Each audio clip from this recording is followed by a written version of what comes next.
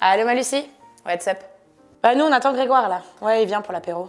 Ces amuse-bouches m'ont mis en appétit. En fait, tu sais, toi, pourquoi c'est bien de définir son horizon d'investissement?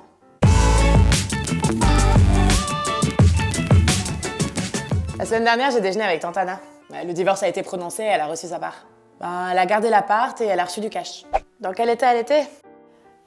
Difficile à dire. Et là, mon conseiller me dit « Bien, vous avez un profil d'investisseur équilibré. Dites-moi, ce projet de retraite, vous l'envisagez à quelle échéance ?» Oh, l'impertinent. Pourtant, ça me paraît cohérent que ton conseiller te demande à quelle date tu envisages de prendre ta retraite. Ou alors, c'est pour vérifier mon âge, ma chère. Louise, ne sois pas si naïve. Tante Anna, est-ce qu'on pourrait pas imaginer que ton conseiller voulait seulement connaître ton horizon d'investissement pour te proposer une solution adaptée? Enfin, que je parte à la retraite dans 5 ans ou dans 20 ans, est-ce que ça va changer quelque chose? De toute façon, j'envisage de placer mes capitaux dans mon contrat d'assurance vie et je récupérerai cet argent lorsque j'aurai besoin de revenus complémentaires. Est-ce que t'es vraiment sûre de ton choix, tante Anna? Tu sais, en définissant ton horizon d'investissement, tu t'autorises 2 choses. Ah oui? Lesquels? La première, c'est que ton conseiller puisse te proposer d'autres placements en complément de ton assurance vie. Comme quoi, par exemple?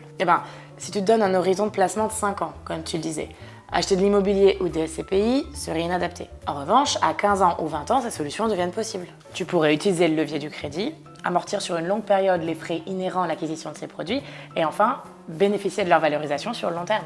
C'est vrai que l'immobilier sur le long terme se valorise bien. Et la deuxième chose? C'est un choix des supports d'investissement plus larges pour ton contrat d'assurance vie, par exemple. C'est-à-dire? En général, plus la durée de placement est courte, plus on choisit des placements avec un niveau de risque faible, donc des performances limitées. Alors qu'avec un horizon de placement long, tu peux investir sur des supports plus risqués qui peuvent t'apporter davantage de rendement. Oui, comme les actions, par exemple. Enfin, sauf quand c'est la crise financière. En fait, oui, les actions peuvent avoir des baisses de valorisation importantes. C'est pourquoi il est recommandé d'investir sur du long terme. Ce qui fait des actions un des placements les plus rentables sur des périodes de plus de 15 ans.